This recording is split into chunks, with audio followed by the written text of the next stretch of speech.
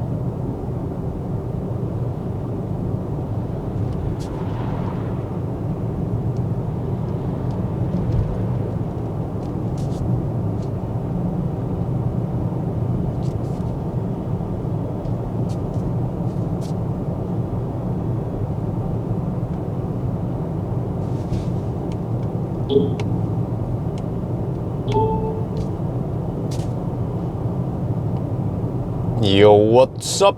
That was the ASMR part of the driving impression slash summary. I'm not sure what to call this thing. I still call it driving impressions. But yes, we are now sitting in the Nio ES8. This is the flagship of Nio's electric vehicle lineup. And I try now to do this driving impression after spending a lot of time. I try to make this the last video before I return the car, so I know as much as possible. And it seems that people enjoy me rambling about and summarizing how it is really. So what you guys probably noticed in the beginning was that this car feels nice and quiet, and it is quiet. I also measure it, that it's actually as quiet as an Audi e-tron. So and also when it comes to okay, I should mention more. Yeah, so road noise is kept at minimum level, but also in tunnels. In the beginning, I thought it was a bit louder maybe, but I guess after I put on the winter tires, it became even more silent. So that's why I realized also after doing the measurement and after listening when I drive in tunnel that this car is really quiet despite having panorama roof. And also when it comes to interior, the seats, the door handle, the door closing sound, the steering wheel, the leather, the roughness, but also the premiumness of everything. There's, speaking of e-tron, there we have an e-tron, fat e-tron. This could be one of the I mean, that fat e-tron could be one of the rivals.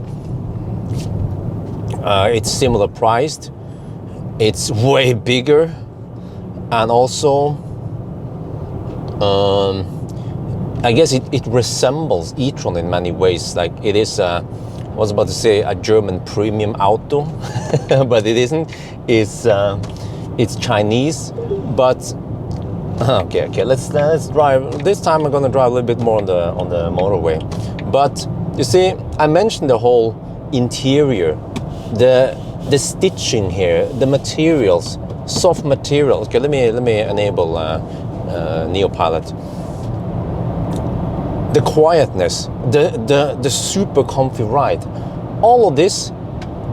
I talked about it before. It feels like I'm in a German car, but then I realized, hey, I was in München 2 years ago when I tried the Chinese version, long time before this European version was finished, and I forgot about it. I haven't talked about it until now. That Nio, yes, it is a Chinese-funded company, but they have design studio in München. So I would imagine that they have German engineers over there, German designers trying to build a good car. And that's probably why it feels so German, why it's silent like a German, why it's just nice and tight, like everything. I've been driving this car, well, let me think here. I did 1,000 kilometer challenge, I did range test, I went to Tromsø and back again, so I've driven I'd say over 5,000 kilometers in this car, and there hasn't been any single rattling or cracking or squeaking or anything. So that's all I had to say about it. Okay, now that we are on the motorway, maybe I should talk a little bit about the Nio Pilot. So I mentioned that yes, Nio, they have different departments in several places around the world. And also the software department is located in California, and I don't know how much of Nio Pilot comes from there, but they at least try to make the well, what's gonna happen here? Oh, okay, tricky. Okay, it followed the truck. Okay, maybe I should increase the following distance here a little bit. Okay, let's go a little bit faster. Okay, it doesn't have auto lane change. But I feel like the Nio Pilots, it's a bit jerky. And it also tends to, in this situation, slight left curve, it tends to phantom brake. This car also phantom brake. It doesn't phantom brake nearly as hard as Tesla, but it does phantom brake when we have oncoming cars and the visibility is slightly reduced, or some other situations. But it's not as hard and that as often as Tesla, fortunately. But when it comes to the Autopilot, Auto Steer, Nio Pilot, it tends to be a bit jerky. Let me see if I can demonstrate it here. You might be able to see the steering wheel that it kind of, yeah, I should drive even faster. Then you will see, yeah, you see what I mean? It's like, okay, I don't want to touch the steering wheel because then I might interfere with the steering, but it kind of jerks a little bit like this. It happens all the time. And another thing is that it's kind of harder to show you, but also, let me get over here. Also, the power, it's driving like a, how they put this, it's driving like an Asian. You will see that the power output is constantly oscillating. So it will accelerate gently, and then it lets off, and then it accelerates. I'm always doing this, and then it lets off. It's doing this all the time, like a typical Asian driver. If you've ever been in Asia taking a taxi, you will know what I talk about. It's this constant, but it's not that bad. But at least I think wifey doesn't notice it, but I notice it a little bit. And then when I look at the meter, I see it there. And then let's talk about all the chimes. You hear, okay, but I'm not done with the auto steer, because in the most times, like on roads like this, auto steer will work fairly great, except for that it tends to jerk a little bit this way, jerk a little bit that way, or pulsate a little bit. But also many times when you have a slight curve this way or the other way, it will tend to hug the right lane, for example, and then it will beep at you like this. This beep means that you're getting too close to that side. But many times when I drove to like just Østerdalen, you know, on B roads, Bundestrasse, it tends to bug me with that thing. Dung, dung, dung, dung, dung, dung. The road is simply too narrow. This time, every time you hear the dung, now it's because you want me to keep hold the steering wheel. But it keeps bugging me about that whole thing all the time, even though the car is supposed to be in control, it's supposed to steer for me, but it still bugs me that the auto steer is steering too much to the right or much to the left. So that's a little bit downside.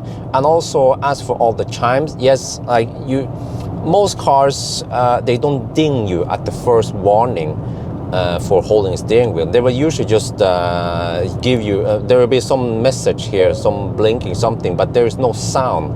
Here, the sound is there. Again, I feel like this car is very Asian or especially Chinese, that it just constant. And of course, when you disengage autopilot or auto steer, and then when you enable again, yeah, so to the point where on not even that twisty roads to the north, where we don't have these nice motorways, it will keep ding ding ding ding ding ding ding ding ding all the time, and I just have to disable it. I have to disable auto steer. I'm going to show you soon how you disable. You can disable auto steer, and then it becomes just adaptive cruise control. So we're going to go back now. Turn signal sound though is pleasant. Some cars, they have annoying turn signal sounds or weird turn signal sounds, like a Polestar. Like it, you know. Here though, yeah, by the way, you're supposed to blink left in a roundabout, signaling where you're going to increase efficiency. Think about this. How does roundabout works? Well, you want at a given time have as many cars as possible within the roundabout without, of course, disturbing traffic flow. And if people have to wait to enter the roundabout, but they don't know that you're supposed to go another direction, for example, they just want to take the first exit. But if I signal that I want to go left, some guy to the right can just take the exit. You know what I mean? ABC, always be, what's it called again? Considerate. Yeah, that word, it seems to be hard in Norway. But okay. Yeah, so let me show you now. I'm gonna enable Nio Pilot again. Okay. Nio Pilot is active. You can see there is like a circle there, and then it increases speed. But the Nio Pilot will not overtake on the right, which is a little bit bummer, because there will be situations where you want to overtake on the right lane. For example, here we are now on the bus lane, and it's fully legal for EVs to drive on the bus lane. But then I'm just gonna go a little bit faster now. I'm gonna show you what happens here. Okay, like this. Well, you know, it's funny. Every time I want to demonstrate something, it doesn't do it. Okay, whatever. But now auto steer is active, and then if you hold down this button here, you will then disable auto steer. And now we have only adaptive cruise control. And then you can re-enable it by doing this. One thing I noticed with this car, I don't know if this is common for every ES8 out there, which is that the auto steer / cruise control. By the way, I haven't found a way to use manual cruise control on this car. It's either auto steer with adaptive cruise control, or it's adaptive cruise control without auto steer. But I haven't found. No, that was again. Yeah, and the thing is that this car bugs a lot when it rains. I noticed that. It doesn't have to be heavy rain, medium rain. It's not pouring down. Then many times the car will tell me, oh, Nio Pilot cannot be enabled, and it seems to be timer based, and it tends to bug once you have too much rain suddenly, or you know, the wipers seems to be some semi-automatic. I don't even know if this is automatic wipers. Okay, let me see if I can overtake that guy. I'm gonna increase my speed, see if I can okay, he goes too fast. Okay, whatever. But the wipers, I find myself having to manually adjust the wipers many times. It seems like, yeah, I don't know. So I set it to auto, but then many times it rains a little bit too much, and then suddenly I have a little bit too much water on the windscreen, and then boom, I can't use Nio Pilot, and I can't use adaptive cruise control, and I keep getting the message. I retry, I even wipe like a mofo, you know, just get rid of that water. Come on, it's clear now, right? Then what happens? No, I can't re-enable Autopilot, auto steer until a given time. It seems like after a couple of minutes, 2-3 minutes, it then allows me to do it again. Many times with this car, I mean, many things with this car seems to be timer based. Like when if the battery is hot enough and you have low enough state of charge, oh, okay, let me just stop wiping. You will then receive 125 kilowatt. Well, actually, you receive around 115, 120 kilowatt into the battery, but it's only for 10 minutes. Then it's stepped down to around 110 kilowatt. It happens regardless. If you arrive with 10% or you arrive with 0%, you will only get it for 10 minutes.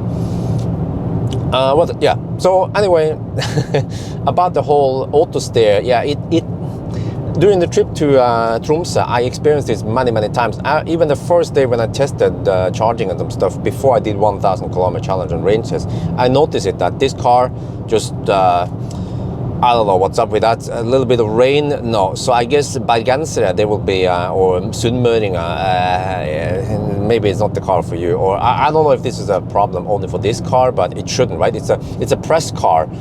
They should have everything here top notch except for the charging problem we had. By the way, if you guys wonder why did I not speak to the guy at the Tromsø, well, I did speak to him, but he talked about details I could not include in the video. That's why I had to edit it out. Yeah, I don't know if you guys noticed that there was a cutout there.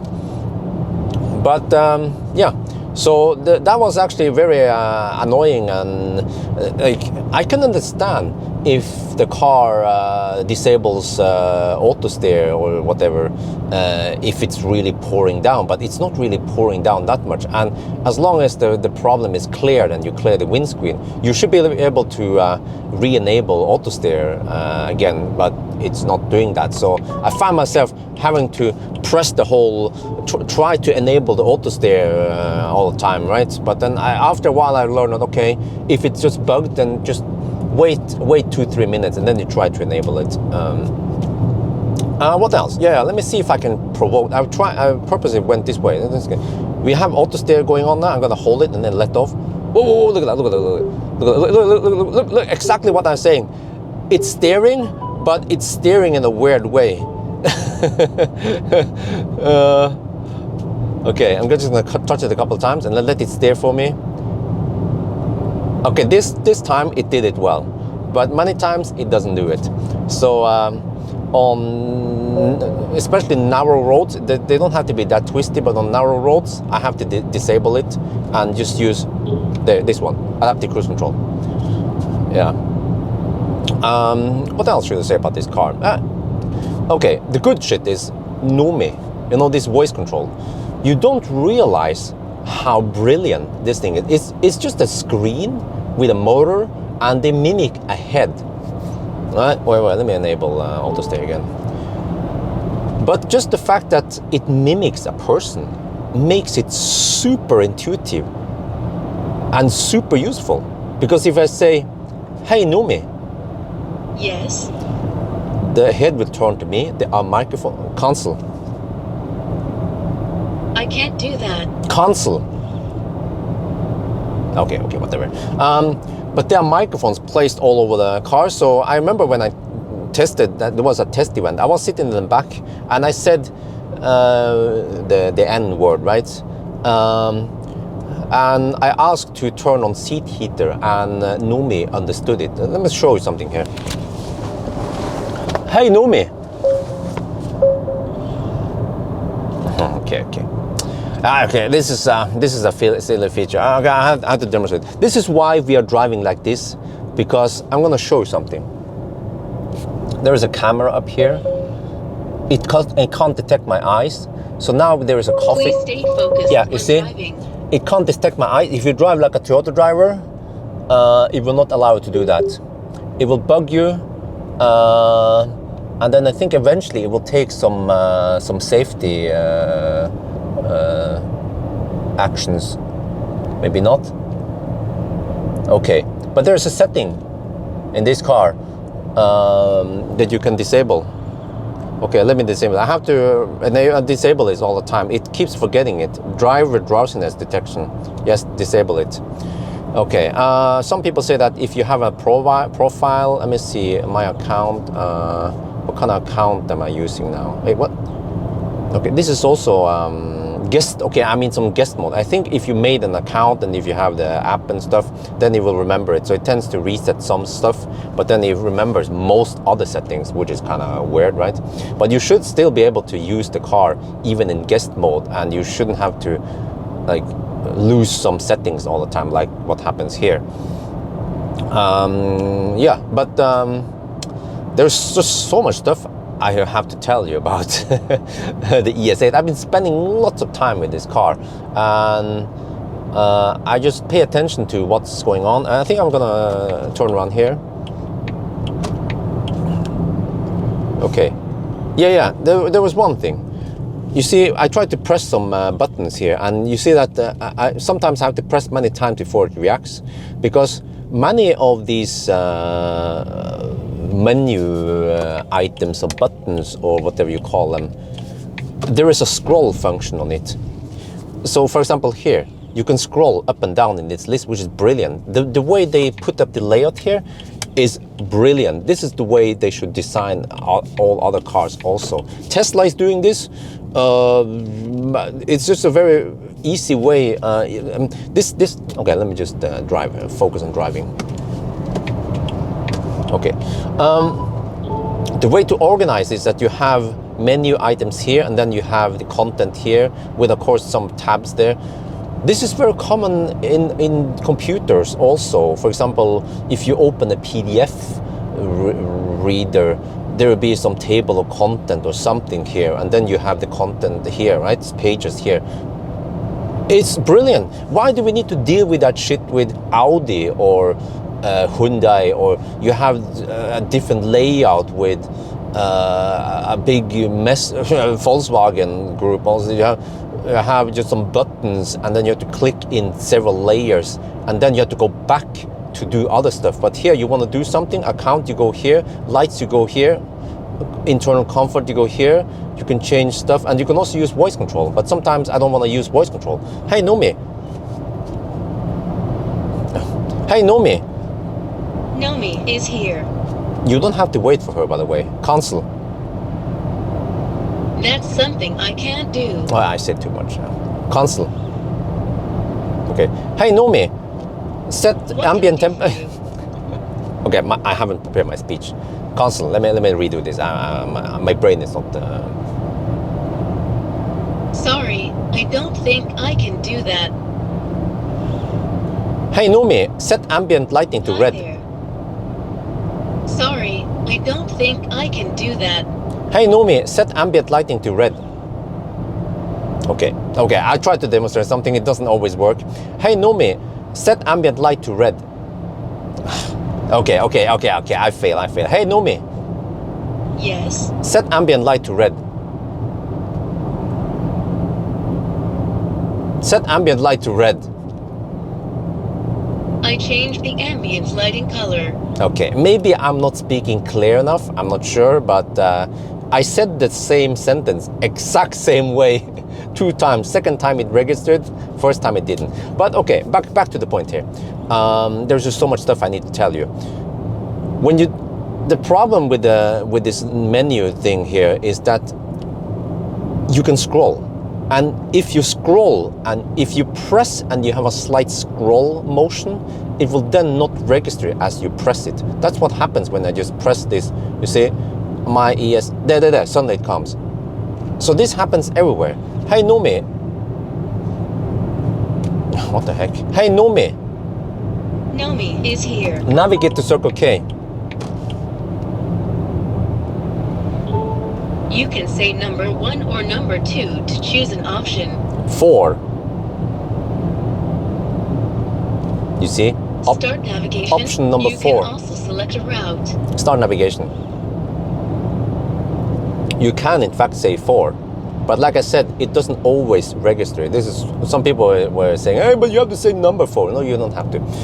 But this is also what I find myself doing all the time, which is that when I want to press N button here, many times, or actually if you just do it something like this, you zoom out a bit, then there is a continue navigation you have to press. But then if you have a slight scroll motion, it will not register it. And same with N button. If you're on N navigation, if you see, if you have a slight scroll motion, it will even blink the N button as if you register a push, but it's not ended yet. But if I do, oh, are you kidding me? Come on, dude, end it. There, it ended. This happens all the time, but it's just the look and feel of this can easily be solved with the change of software. And there are lots of other stuff that can be fixed with the software here. For example, it doesn't have any trip meters. Consumption numbers is a rolling average for the past 100 kilometers, or I don't know how much it was, 50 kilometers or something. So that can be fixed with the software update. They should have trip A, trip B, just like most other cars. What else? Charging speed is, well, charging information is expressed in volts and amps, but it doesn't show you kilowatt, which is kind of weird. And also, I can't show you here, but I can tell you that when you are charging, yeah, it will show you volts and amps. But if you run the heater, it will also show you volts and amp. But then you are pulling power from the battery. But then if you lower the heater, the volt and amp will suddenly drop to, or the amp will drop to 0. And then suddenly, if the charging power is high enough, for example, you lock the car, you will then have, wait, where am I going? Okay, let me go straight instead, yeah, change my mind. Sorry. But so that's kind of weird behavior, right? Because you can see number of volts and amp, but you don't know if the battery is being discharged or charged. So they have to show it somehow. And also the power meter here. Well, the power meter here has like a kilowatt up and down, but it's either white when it's discharging, and then when it's regenerating, it's green, but it's the same bar that goes up and up. It should be like other cars, most other cars like Tesla, Polestar, Leaf, basically all other EVs. It's a gauge that go usually right when you have power output, and then left and changes color to green when you're regenerating. So it's just weird behavior on some stuff. What else can we talk about? So it's lacking trip meter. Yeah, the sounds, those sounds need to go away. Like,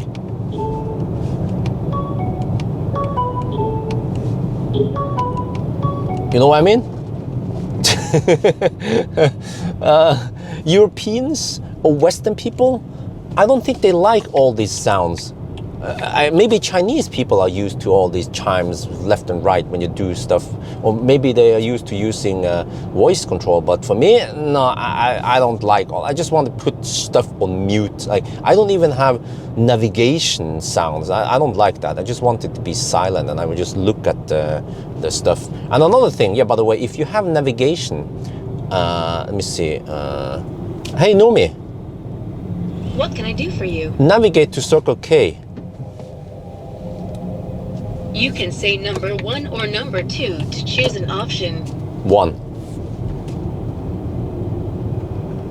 Start navigation. You can also select a route. Oh, it's not really okay. Just gonna show you something. I need some example on the head-up display. Okay. Well, now it's a bit weird, but let me. Okay. Let me. Maybe it was a bit bad to go this one, but let's try now. Let's try. As I don't remember how it was. Okay, now this is a bit bad example because it shows you. It will show you on the head-up display, and it will also show you navigation here in how long you have to make a turn, right? But this is this is nitpicking. But the problem is that the numbers are in weird distances. Like now, in 664 kilometers, in 650 kilometers, in 631 kilometers, in 599, not kilometers, meters, sorry. In 531 meters, you have to turn left. You see, 461 meters left, 420, it's weird. Why do we, my brain don't want to know that. I just want to know in 400 meters, in 300 meters, in 200 meters, something like that is better.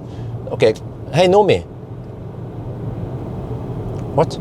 Hey Nomi. Hi there. Console navigation. That's something I can't do. The fox, man. Okay, end it. Wait, come on, end it. No, there. Okay, yes. Good. The slow clap. Oh, I haven't enabled Nio Pilot. But yeah, so okay, don't get me wrong. Big screen is awesome. I love it.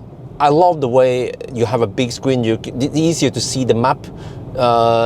It's easy to access information here. Look all the sheet here. But it's just that it's not as refined. It's not. It could have been better. They could have programmed the system to be better. Like Tesla. Just look at Tesla, how they made it. Okay, Tesla doesn't have waypoints, but let's not talk about that. But Tesla has organized stuff better. They have trip meter. They have energy meter. That was taxi grunt. They have also this type of menu layout, but the buttons are more responsive. When you press it, it works. I don't know how they program this, but it could seem like sometimes it has problems registering, maybe because I have to press exactly there, whereas Tesla seems to have a wider range of touch area. So one example is, I also keep doing this all the time, when I want to change HVAC settings. I go down here and I change it here, but you have to kind of be a ninja. And like, you see, this is a perfect example. You're driving and oh, it's hot in here. Oof. And then you just have to, there, okay, I hit it. Yes, I hit it. Yes, good. Or you can just do this and then you can slide, of course. But it's just for me, if I just want 0.5 degrees, I just want to tap once. And that's it. And sometimes it doesn't register it. And also another weird thing is that it keeps desyncing all the time. I want left and right to be synced, but I don't know why it keeps happening. It keeps desyncing while we are at HVAC problems. We have HVAC control for the back here. When I have a cooler box in the back, I tend to reach back here to do something like this, and I grab a bottle, and then I come back here. And of course, every time I want to demonstrate something, it doesn't happen. I do this, and then of course it doesn't happen now. That is so typical. It happened all the time on the trip. I would bump into the auto button in the back here, and then the HVAC will fire off. Of course, it's not doing it now. And then I have to keep turning it off because I don't want HVAC in the back. Okay, what else is it? If you use auto recirculate, this car doesn't filter that great. So many times when I get behind dirty diesel, I can smell that shit. And then what I usually do is that I press here 2 times to recirculate, which is fine. But then eventually I don't want to recirculate too long, so then I go back to, you see what happens? I just want to press once and then it brings up the HVAC because you can slide up. I'm going to show you here. You see, if you do this, you bring up the HVAC settings. But okay, anyway, So I have to carefully press this one to then go back to auto on the recirculation. But then what happens is that the climate control settings are then reset to manual. And then I have to go in here and I have to set it to automatic again. Let me check the rear one. Yeah, okay, it's off. So, yeah, you see, it has all these weird, but I guess I just have to stop talking about the software now, because I could make a 1 hour video about how the software here could be improved. I might just chip in a couple of more tips about what I think should be changed with this car. But overall though, it's an awesome car. Don't get me wrong. The hardware, like the ride comfort is, here, bridge gap. The ride comfort is just superb. Now I set it to comfort mode. You can press this button here and you have different drive mode. Comfort, Eco, Sport, those are presets, and then you have custom mode. Oh, and then it disappeared. But then you can also compare what they do, what each setting is. But then you can't do it here. You have to go to driving. Oh, come on, I have to press, okay, 2 times I tried, okay. Driving, suddenly you have a comparison button here that you can see the differences between each preset mode plus your custom mode, what they do. Oh, you see now, the car won't overtake this one. Yeah, so I have to speed up. Which is great, that you're gonna see all these settings for the drive mode. But again, why is that comparison not available here? When you press the button here, right? And you have snow mode also. I haven't tried snow mode too much, but because I was fine just using the normal mode when I drove even to Lyngen North. But custom mode, by the way, is the one I use because these other presets, they don't really fit my need. When comfort mode will have the suspension on comfort. Eco mode, I don't remember what it does. Oh yeah, it becomes really sluggish. Sport mode, you get the maximum power because you cannot get the maximum speed or acceleration in other modes. For example, the Korean cars, when you floor, even in eco mode, when you floor it, you will still get maximum power. It's just that the throttle response has been changed to feel more sluggish. This one though, in order to unlock the power, you have to go into sport mode. Oh, that bus is high beam. Oh shit. See here? This section here is bumpy. And it just floats over the bumps. Like there is nothing. Okay, let me try to go, let me do a little U-turn here. Oh. Okay, let me see. Can I ninja over here? This is why I do it at night, because, okay. Also in this direction here, it's bumpy, but this thing just floats over the bumps like a magic carpet.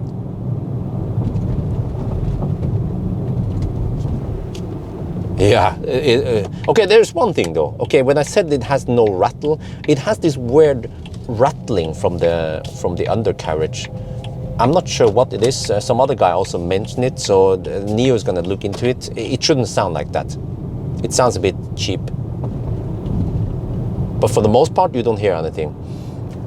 But you see, so it feels comfy. But about a week ago, no, it's not long. About 2 weeks ago, when I tried the Hongqi ES8, which is a freaking tank. It's way bigger. You know, the one that looks like Rolls-Royce, because the designer used to work for Rolls-Royce. When I tried that car, and I came back to the Nio, because it's funny, because I drove the ES8 to that event, and then I test drove the Hongqi, and then I went back here.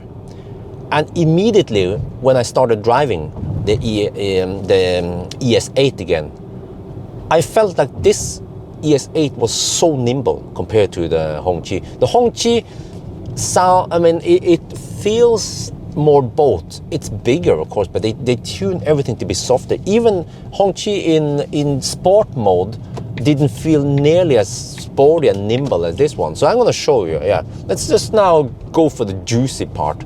I can either use sport mode or I can use custom and change custom. I want to use custom mode and change it, because sport mode will then lock regen to low, but I prefer having regen on normal. But we can just do this, change acceleration to higher setting, the fastest one. Now then, it will then limit some stuff like, let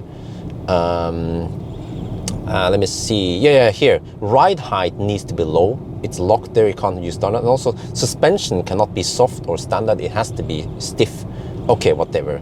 Save. Now we have I don't know what to say. It's just the fastest mode ever. It's supposed to be 4.9 seconds, which is even, it's faster than that. I measured it to be around 4.5 seconds. This thing here goes like a freaking rocket. Okay, let's, E6 Bryn, is this one? Okay, let's go this way. I changed my mind, go here. Let's go over here. Okay, I changed my mind, okay. But, man, let me see now. I think I have to go to a place with slightly higher speed limits, otherwise the polizei is gonna pull me in. Wait, did I? Okay. So yeah, in this mode, in the fastest mode, okay, let me put this in the normal mode. This car feels like a fat e-tron. It's still quick. If you know fat e-tron, it does 0 to 100 in about 5.5 seconds. Well, what was the time here again?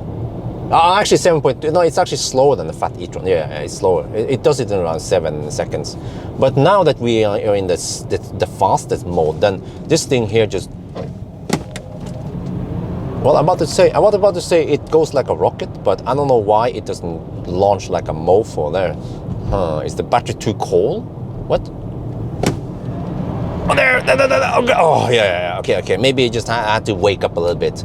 Yeah, but this thing, when you have it in sport mode, it goes like, I can't show you guys more. It's just, okay. But it goes so fast. Yeah, that's the thing. Which is that, let me just pretend that, oh, I'm gonna go over here. Oh yeah, I'm gonna go to Hotel 33. Oh no, I changed my mind. I don't want to go there. I want to go back to the highway. Yeah, let's go back to the highway. Okay.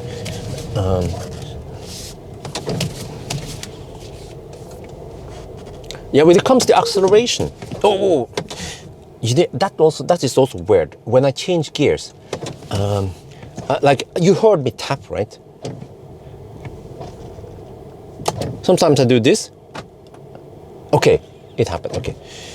Sometimes maybe I tap a little bit too fast or something, and then I think I put it in park, but it doesn't always go in park, or maybe I'm too quick. Yeah, no big deal. Okay, my bad. User error. Yeah. Okay, let's just kind of wait here, right? Like, oh no, I'm a noob. I'm not sure where I'm supposed to go. Let's wait for those cars to disappear, so we can just launch this shit.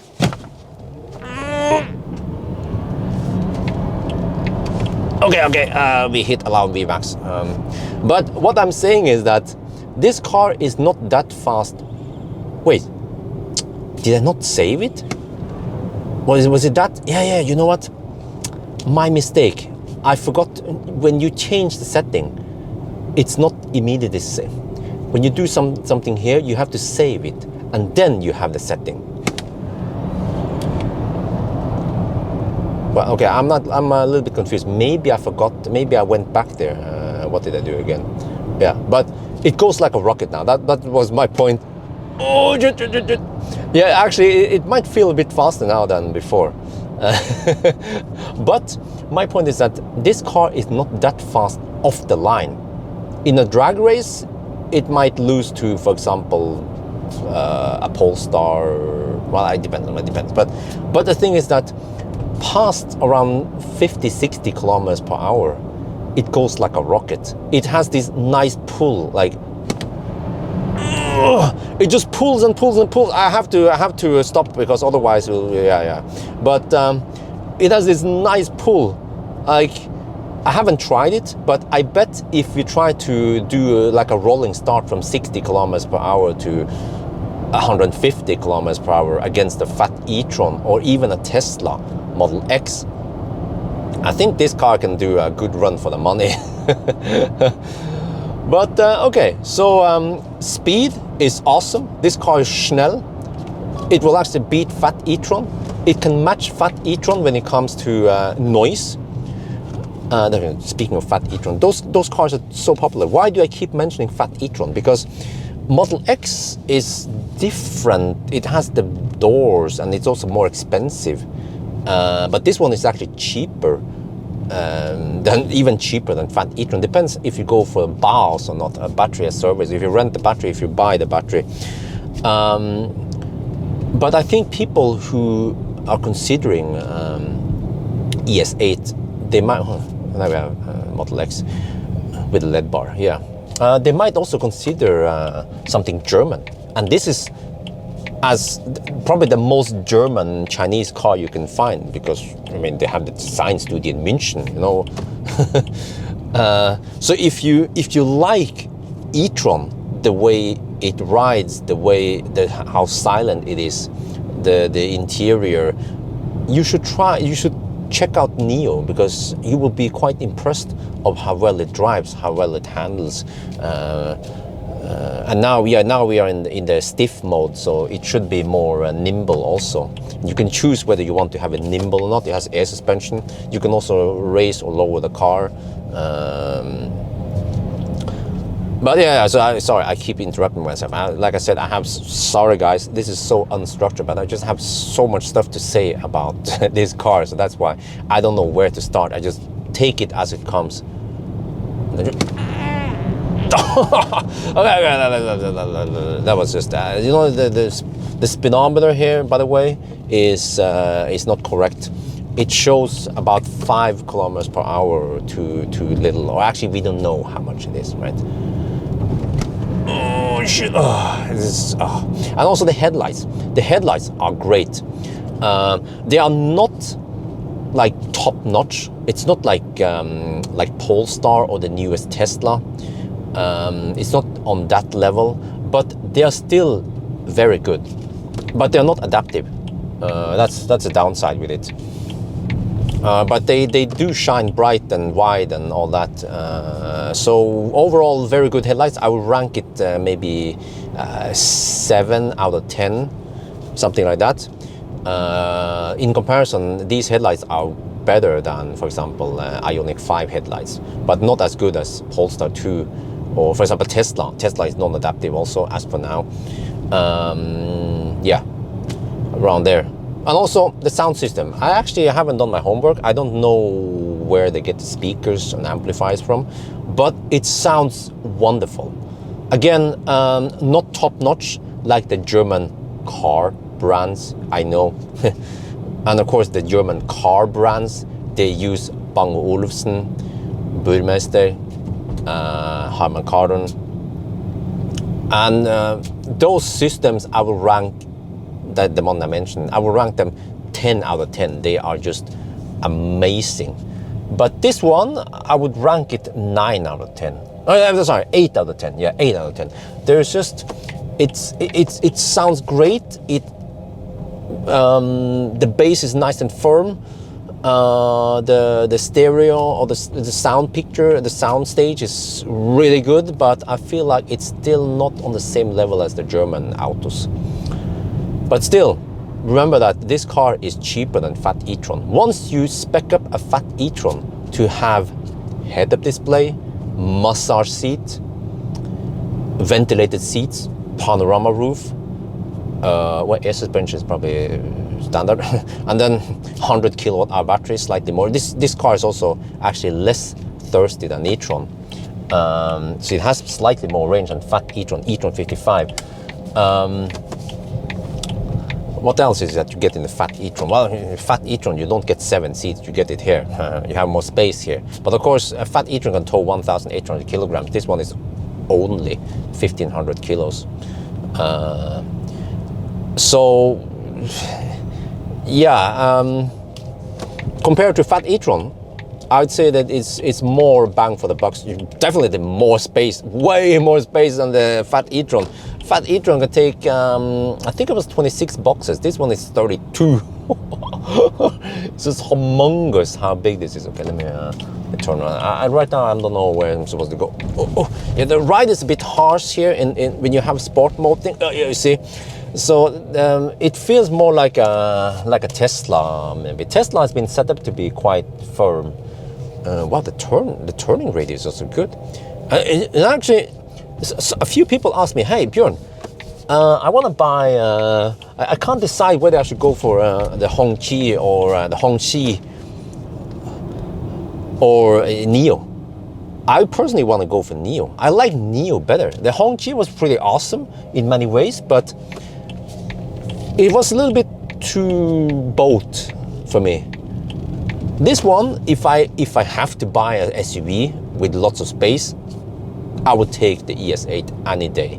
And remember, no one sponsored me. Nio hasn't paid me a single dollar or Bitcoin or anything for me to say this. I'm of course happy that they lend me the car, but hey, that's happened. I also borrow cars from other manufacturers like Volkswagen. I took the Volkswagen ID4 GTX to North Cape. And by the way, I haven't sent them a bill for, what was that? BKK, huh? What the fucks? They have BKK chargers over there now? That was a weird place to charge, okay.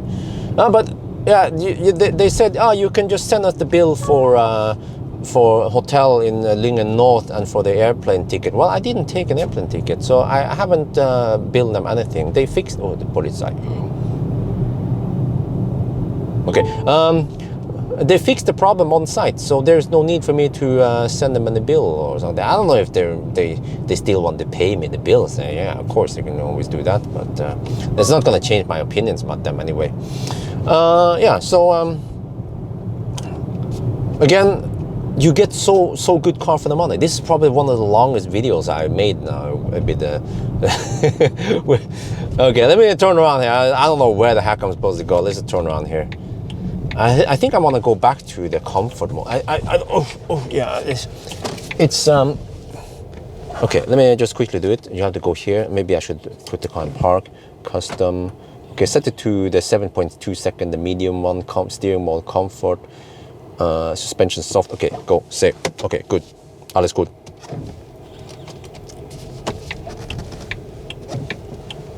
And also you have the 360 camera. You have a hotkey here, then you enter the 360 camera here, mode here. And then it disappears after you drive over a certain speed, and it disappears. So you can't have it on when you're cruising on the motorway. You can't have the GTA style. Yeah, but so there's just, I don't know, I'm not sure what to say. Many people are skeptic. Okay. I should also talk about this. This is going to be a long ass ramble. Yeah, it's kind of funny that how to put this, I feel like there's this hate against Chinese cars. Okay, I'm half Chinese, maybe that's why I need to defend Chinese people, but actually I don't have much connection with China. I've never been in China before. I was born in Thailand. My dad was Chinese, but I don't know Chinese. I never been in China before. Yeah, I mentioned that. So I feel more Norwegian and Thai actually, and a little bit of German. But it's just that I don't know what's up with Western people. They just have this hate against Chinese brands, Chinese things in general. They're like, when I had a breakdown, or not a breakdown, it wasn't even a breakdown. When I had a charging problem with this car during the trip, people said, oh, you shouldn't take in this Chinese crap, or Chinese crap, no wonder why it has problems. Well, ask yourself, have you not have any problems with other cars? Just today, even today, I saw a post on Facebook about an Audi e-tron driver who had problems. He had a panorama roof and the water was leaking into the footwell. This side. It's a common problem with Audi e-tron. Just ask on the forum. And then there's a video about an e-tron guy having lots of issues. I think a guy lived in France. Jaguar I-Pace has problems. Get dust in the rear doors.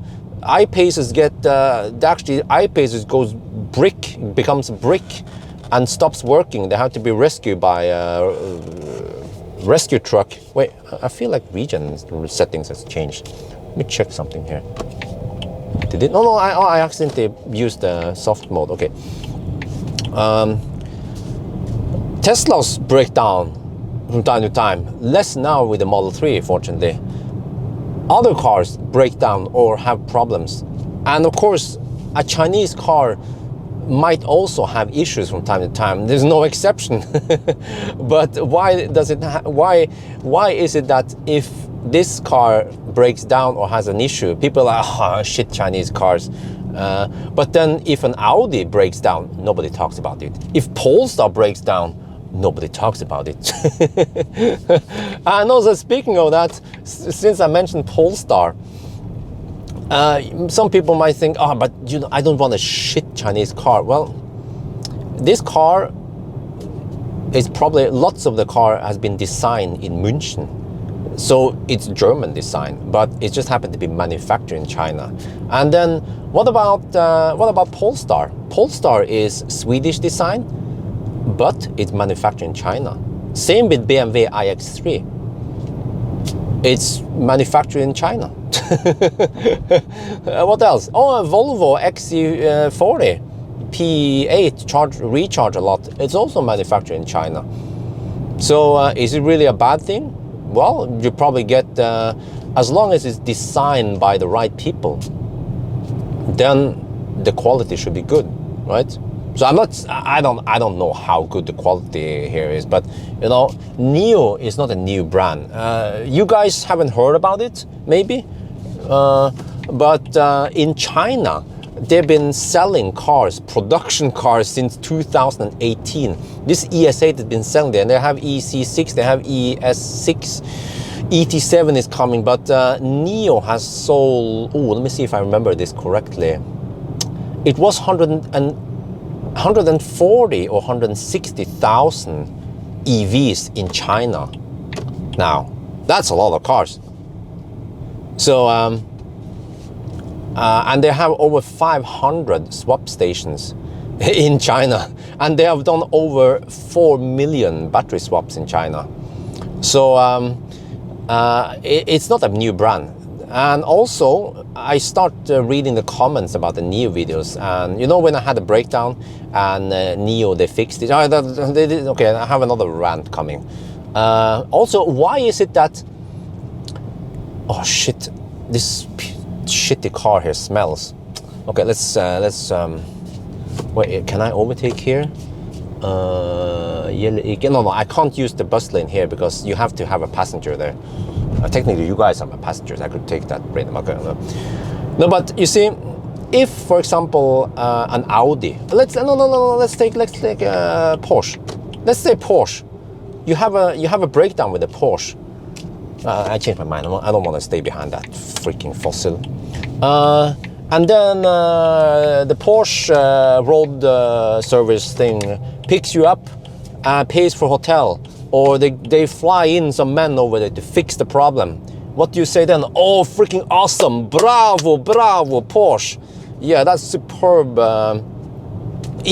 Maybe even if it happens to an influencer when doing a video, nobody would question it. It's Porsche. It's Porsche service, right? I know it's called Porsche. I'm just trolling you guys.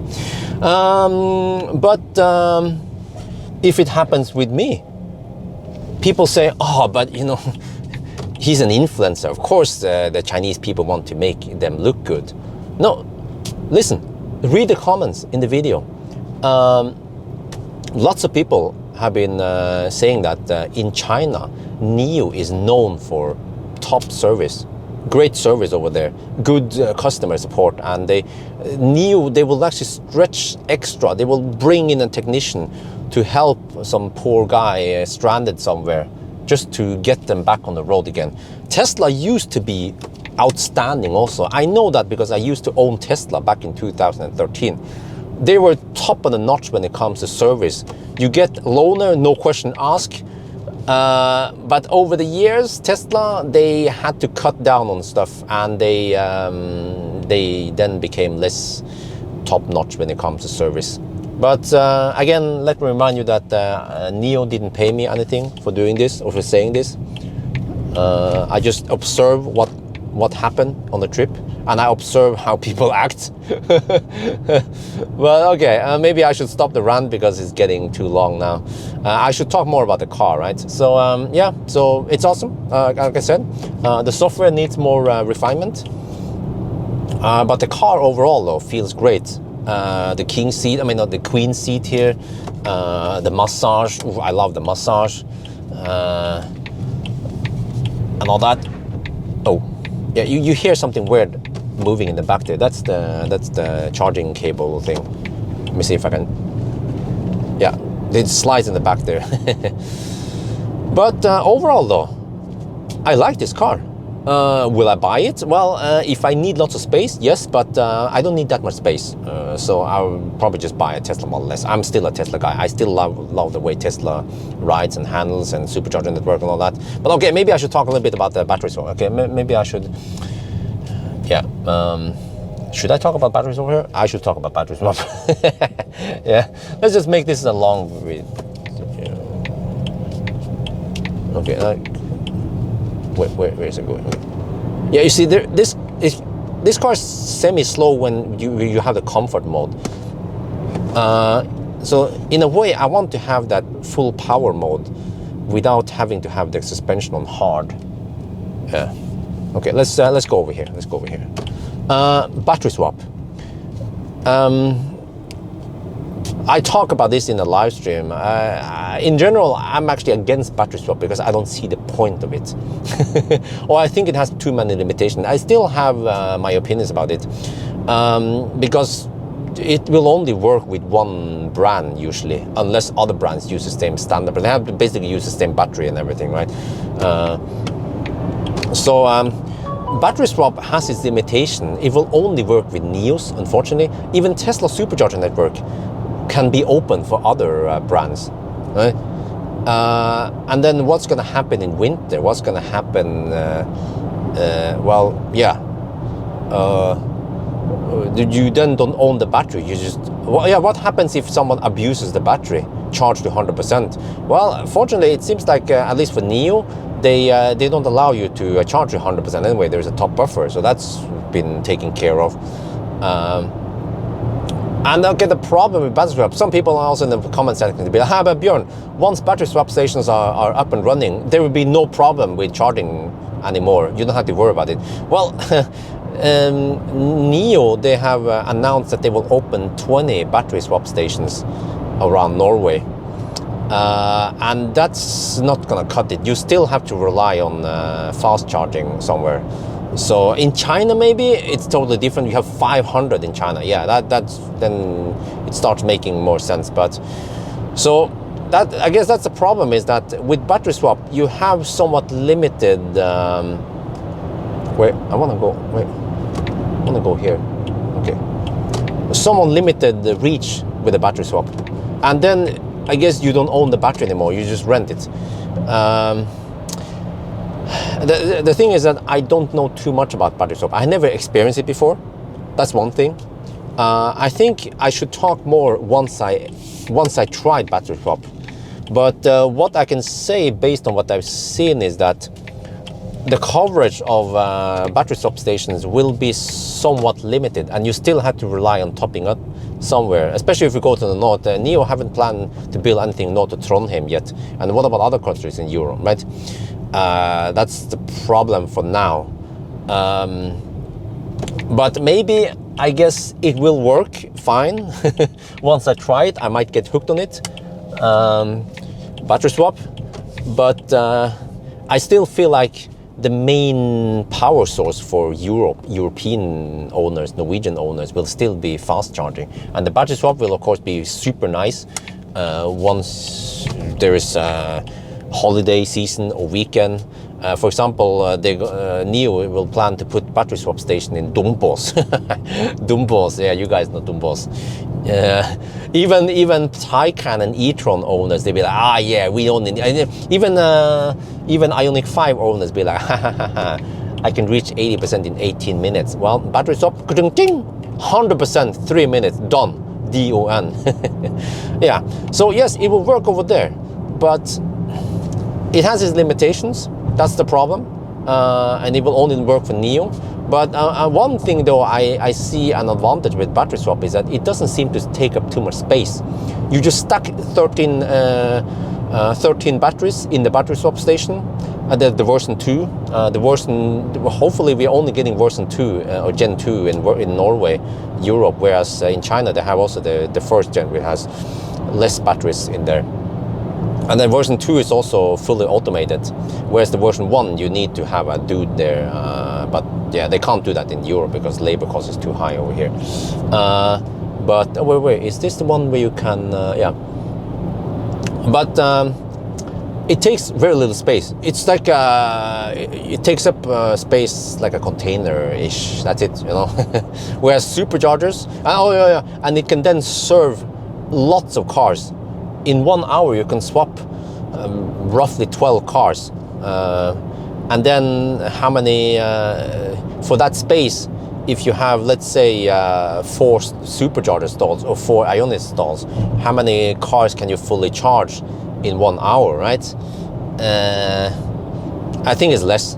So space utilization should be better with a swap station.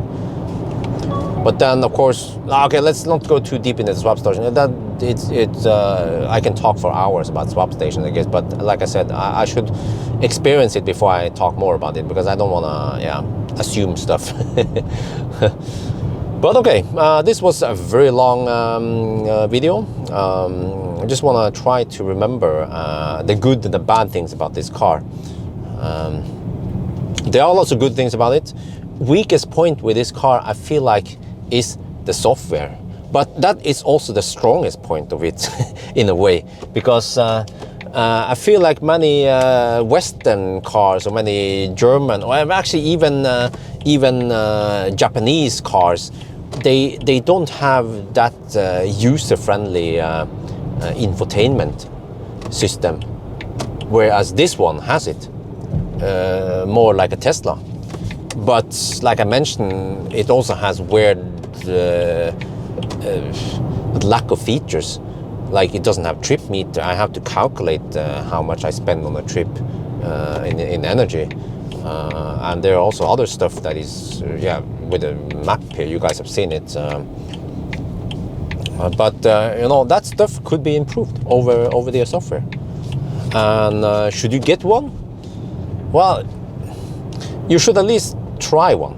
And it might not be for you, or it might be for you. But I feel like the ES8 is the closest to an e-tron you can get when it comes to ride comfort, noise levels, design on stuff, interior material stuff. Tesla is more like, Tesla. I don't need to explain too much about Tesla. Yes. No, what? No, console. Got it. See you soon. Well, what I want to show you is, if I do this, hey, Nomi. Nomi is here. You see? She turned that way. Hey, Nomi. What can I do for you? Then it turns this way. Because the I can't do that. Oh yeah, console. Because the microphones are placed all over the car, like I mentioned, and it will then detect what you request, and then it will then, for example, turn on the seat heater on the position that asks for it. But just the fact that it turns against me is so brilliant. Like, all the other cars I tried, they don't do that. There's just a voice somewhere, and that's it. But here, just the way it works, it just mimics the person, is brilliant. So really, but of course there are other things I'm missing. For example, wireless charging here is slow. Well, it's not slow, but it's not as fast as, for example, Tesla. And it's just only one charging pad, but at least it has a good position here. So easy to, for example, in the e-tron, you have to squeeze it in a pocket on the side, some weird shit. But at least here you can put it there. And also we have good space for the middle here, over here. But you see this now, should be covered in other videos, but I was supposed to cover the driving and all that. But okay, when it comes to consumption, yes, this car is thirsty. I can't argue on that. But on the other hand, I don't know why Nio insists to put 21-inch wheels on this. They are 265, 45, 21. If you put 255, no, I think this car could take 255, 50, 20-inch. They will be better for ride comfort even, but especially for consumption. So then we will have lower consumption, because I already measured that even this car with 21-inch wheels spends less energy than fat e-tron with 20-inch wheels. So, and it's bigger, but actually fat e-tron is heavier. So that's all I have to say about it, I guess. But I think it's a very long video. But let me unbuckle it here.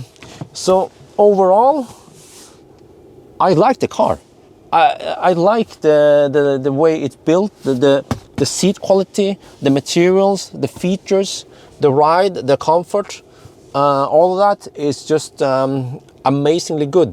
You get so good car for the money. It's not a cheap car, don't get me wrong. But okay, let me just turn off. Yeah. You have the swipe here also you can customize this one. So you see the user interface here is good, but it can be even better if they just made it better. But yeah, so it's a long speech, of course. But I think I just have to end it here. I feel like I haven't talked enough about this car, but yeah, I'm gonna return it tomorrow, and I can always borrow it again. Yeah, I have to borrow it again once battery swap station in Lier is up and running, and we're gonna do 1,000 kilometer challenge with it. Yeah, but yeah, so I think that's gonna be it.